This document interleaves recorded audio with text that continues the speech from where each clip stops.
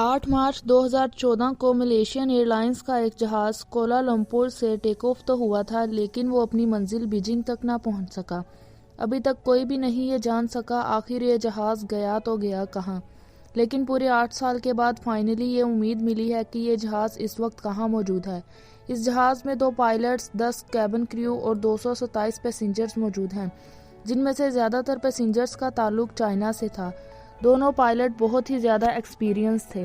53 साल के senior pilot ज़ाहरी अहमद शाह, जिनको 33 साल का एक्सपीरियंस था, जबकि 27 साल के को पायलट फ़रीक अब्दुल हमीद, इनका 7 साल का एक्सपीरियंस था। अगर इस प्लेन की बात की जाए तो ये 11 साल पुराना जहाज़ था। आज तक इसमें कोई भी मैकेनिकल इशू नहीं हुआ था। पास्ट में ये जहाज़ किसी भी हादसे का शिकार नहीं हुआ था।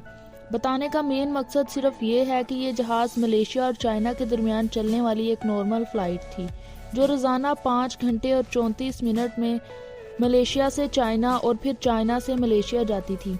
लेकिन यह दिन इस फ़्लाइट के लिए किसी भी तरह नॉर्मल नहीं था। बेशक MH370 को सिर्फ 5 घंटे और 34 मिनट की परवाज़ करनी थी, लेकिन टेक ऑफ से पहले इसमें ज़रूरत से ज़्यादा फ्यूल डाल दिया गया था, जिससे ये 7 घंटे और 41 मिनट तक परवाज़ कर सकता था। यह दिन था 8 मार्च 2014 का। रात के 12:42 पर रूटीन के मुताबिक टेक ऑफ किया गया। फर्स्ट पायलट ज़ाहरी टेक ऑफ से पहले और टेक ऑफ के बाद भी कोलालमपुर एयर कंट्रोल टावर से राब्ते में थे। टेक ऑफ करते ही जहाज़ ने अपनी डायरेक्शन साउथ चाइना सी की तरफ कर दी। 20 मिनट बाद 1:09 पर जहाज़ में लगे ट्रांसपोंडर ने अपनी location Kuala Lumpur air control tower को भेज दी। सब कुछ प्लान के मुताबिक ही चल रहा था। ये वो वक्त था जब फ्लाइट को टेक ऑफ किए 37 मिनट हो गए थे।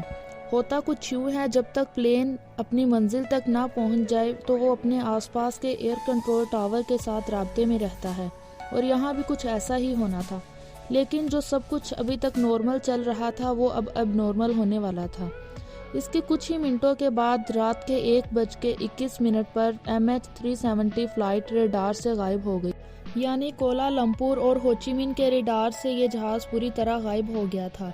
इसके बाद होचिमिन के पायलट ने कोलालमपुर से राब्ता करने की पूरी कोशिश की, लेकिन राब्ता ना हो सका। आमतौर पर इस तरह की सूरत हाल में 1 घंटे के अंदर ही रेस्क्यू सेंटर को इन्फॉर्म कर दिया जाता है, लेकिन कोलालमपुर कंट्रोल टावर ने 4 घंटे के बाद रेस्क्यू सेंटर को बताया था, लेकिन तब तक बहुत ज़्यादा देर हो चुकी थी। सुबह के 6:15 हो चुके थे और यही वो वक्त था जब इस जहाज़ को लैंड करना था। लेकिन एक उम्मीद थी, शायद जहाज़ अपने वक्त पर बीजिंग लैंड हो जाए, लेकिन वहाँ से भी कोई अच्छी खबर ना मिली। खैर 6:32 पर जहाँ पर जहाज़ गायब हुआ था वहाँ पर सर्च ऑपरेशन शुरू किया गया। काफ़ी सर्च करने के बाद वहाँ पे जहाज़ का कोई नामो निशान ना मिला। इस वक्त तक पूरी दुनिया को इस हादसे का पता चल चुका था। न्यूज़, टीवी और सोशल मीडिया पर बस यही खबर चल रही थी। प्लेन का अचानक ऐसे गायब हो जाना किसी को भी हजम नहीं हो रहा था। अगर वो इस एरिया में समंदर में ही कहीं क्रैश भी होता तो कोई ना कोई सबूत तो ज़रूर मिलता। अगले 4 दिन तक ये सर्च ऑपरेशन चलता रहा, लेकिन कोई अच्छी खबर ना मिली। फिर चौथे दिन एक खबर आई जिसने तमाम रेस्क्यू ऑपरेशन को हिला कर रख दिया। जब 8 मार्च को फ्लाइट MH370 रेडार से गायब हुई थी तो वह सिविलियन रेडार से गायब हुई थी, लेकिन मलेशियन मिलिट्री के एक रेडार पे वो 1 घंटे तक शो होती रही, और इसके बाद इस फ्लाइट ने यू टर्न लिया और मलेशिया की तरफ वापस आने लगी। पूरे 31 मिनट के बाद इस फ्लाइट ने मलेशिया के शहर पिनेंग को क्रॉस किया, आखिरी बार जो मिलिट्री रेडार की रेंज थी। फ्लाइट MH370 को इंडियन ओशन तक ही डिटेक्ट किया गया था, और इस वक्त रात के 2:22 हो गए थे। इसके बाद इस फ्लाइट का कुछ पता न चल सका। हर कोई इस गुत्थी को सुलझाने में मसरूफ था कि आखिर MH370 गई तो कहाँ गई। इसके बाद प्लेन को इंडियन ओशन में ढूंढना शुरू किया गया, लेकिन हैरत अंगेज तौर पर यह भी कहा जा सकता है कि जहाज़ का अभी तक कुछ नहीं पता चल सका। कुछ दिनों बाद एक और खबर मिली जिसने सारी सिचुएशन ही बदल दी। पता ये चला कि प्लेन मिलिट्री रेडार से गायब होने के बाद भी लगातार इनमार्ससेट नामी एक सैटेलाइट से कांटेक्ट करने की कोशिश कर रहा था। जब रेस्क्यू टीम पहली बार फ्लाइट MH370 को ढूंढ रही थी तब यह फ्लाइट फ्लाई कर रही थी। लगातार 8 घंटे फ्लाई करने के बाद इस जहाज़ का फ्यूल ख़त्म हो गया था। इस बात की उम्मीद भी की जा रही थी कि फ्यूल ख़त्म होने की वजह से ये जहाज़ शायद इंडियन ओशन में ही कहीं डूब गया हो। इसके बाद जहाज़ को ओशन के इस हिस्से में ढूंढना शुरू किया गया। ये इंडियन ओशन बहुत ज़्यादा बड़ा था। फ्लाइट MH370 को ढूंढना बहुत ज़रूरी था, क्योंकि जब तक इसका ब्लैक बॉक्स नहीं मिलेगा तब तक ये पता नहीं चलेगा कि क्रैश होने से पहले प्लेन के अंदर क्या हो रहा था। कई महीनों तक नहीं बल्कि कई सालों तक प्लेन को ढूंढने का अमल जारी रहा, लेकिन यहाँ पर भी कुछ खास खबर न मिल सकी। 3 साल बाद आखिर इस ऑपरेशन को ख़त्म कर दिया गया। इस प्लेन को ढूंढने के लिए $160 मिलियन से भी ज़्यादा खर्चा हो चुका था।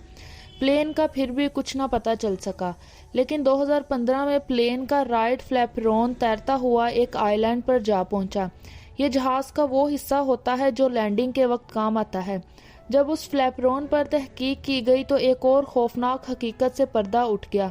एक्सपर्ट्स का मानना है कि जब ये प्लेन पानी में क्रैश हुआ था तो ये फ्लैपरोन एक्सटेंडेड नहीं था। इसके बाद इस प्लेन के कुछ और हिस्से अमेरिका के आइलैंड पर भी मिले थे, लेकिन आज तक प्लेन और इसमें बैठे पैसेंजर्स का कुछ पता न चल सका। मलेशियन फ्लाइट MH370 के गायब होने से पहले इसमें क्या हुआ था, ये आज तक कोई भी न जान सका।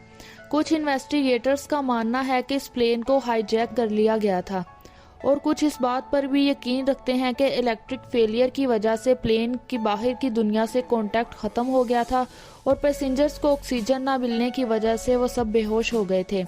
लेकिन असल हकीकत तो प्लेन के ब्लैक बॉक्स मिलने के बाद ही पता चलेगी, जो प्लेन के साथ ही इंडियन ओशन में कहीं गायब हो गई है। MH370 के गायब होने के 8 साल बाद फरवरी 2022 में एक बार फिर से प्लेन के मिलने की उम्मीद दिलाई गई।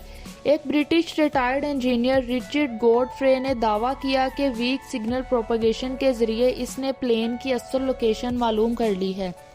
ये मलेशियन प्लेन इंडियन ओशन के 4000 मीटर नीचे है।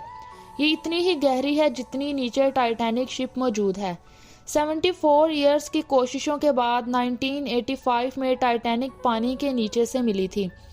अब देखते हैं कि मलेशियन एयरलाइंस इस इंजीनियर के इस क्लेम को कितना सीरियसली लेती है और कोई सर्च ऑपरेशन दोबारा शुरू करती है या नहीं।